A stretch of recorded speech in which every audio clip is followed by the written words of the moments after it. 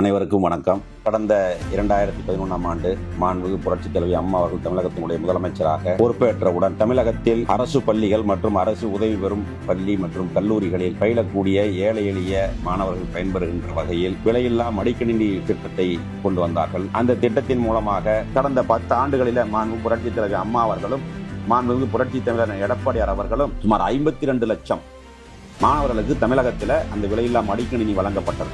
இந்த இலவச மடிக்கணினி திட்டத்தின் மூலமாக கரூர் மாவட்டத்தில் மட்டும் ஆண்டுக்கு சுமார் 10,000 மாணவர்கள் கடந்த 10 ஆண்டுகளிலே சுமார் 1 லட்சம் ஏழை எளிய மாணவர்கள் இந்த மடிக்கணினி மூலமாக பயன்பெற்றிருக்கிறார்கள். கொரோனா பேரிடர் காலத்தில் மாண்புமிகு புரட்சித் தலைவி அம்மா அவர்கள் கொடுத்த விலையில்லா அந்த மடிக்கணினி மூலமாக ஆன்லைன் வாயிலாக ஏழை எளிய மாணவர்கள் தங்களது கல்வியை தொடர்வதற்கு இது பேருதவியாக இருந்தது. மாண்புமிகு அம்மாவுடைய அரசு இந்த மடிக்கணினி திட்டத்தை செலவாக பார்க்காமல் முதலீடாக பார்த்து ஏழை எளிய மாணவர்களை டிஜிட்டல் உலகிற்கு அழைத்து சென்ற அரசு அம்மாவுடைய அரசு. இன்று வளர்ந்து வரக்கூடிய AI இன்ஜினியரிங் மற்றும் டேட்டா சயின்ஸ் போன்ற துறைகளில் வெற்றி பெறக்கூடிய மாணவர்களுடைய மடிக்கணினி என்பது மாண்புமிகு அம்மா அரசு கொடுத்த விலையில்லா மடிக்கணினி திட்டம்தான்.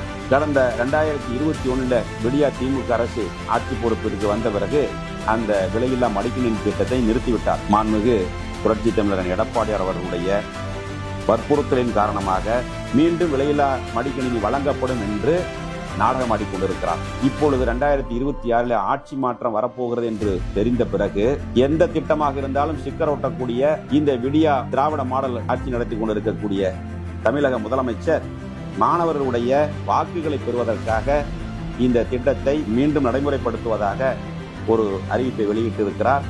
இது மாணவர்களுடைய வளர்ச்சிக்காக அல்ல, இது மாணவர்களுடைய வாக்குகளை பெறுவதற்காக இந்த விடியா திமுக அரசு நாடகம் ஆடிக்கொண்டிருக்கிறது. மீண்டும் 2026 அண்ணன் எடப்பாடியார் அவர்களுடைய தலைமையில் அம்மாவுடைய அரசு அமைந்தவுடன் இந்த விலையில்லா மடிக்கணினி திட்டம் தொடர்ந்து செயல்படுத்தப்படும்.